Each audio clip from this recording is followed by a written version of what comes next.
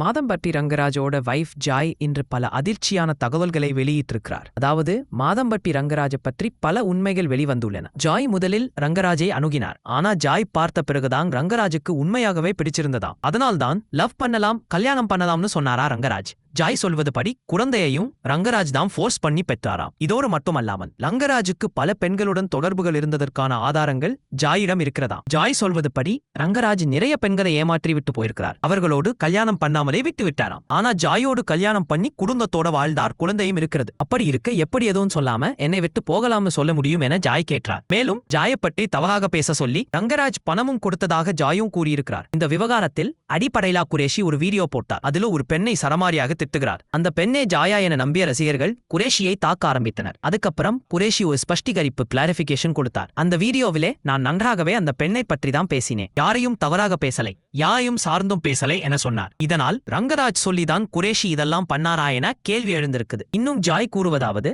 நான் இங்கே 7 மாத கர்ப்பிணியாக குழந்தையை வைத்து நெருக்கடியில் இருக்கிறேன். ஆனா ரங்கராஜ் அங்கே வேற இடத்தில் சந்தோஷமா இருக்கிறார். இதிலேயே அவர் மீது மிகுந்த வேதனை உள்ளதாக ஜாய் உணர்ச்சி வசப்பட கூறியுள்ளார். முடிவு, இந்த சம்பவத்தில் பல உண்மைகள் வெளிவந்து கொண்டிருக்கின்றன. ஜாய் கூறிய விஷயங்கள் ரங்கராஜ் மீது பரபரப்பான குற்றச்சாட்டுகளை முன்வைக்கின்றன.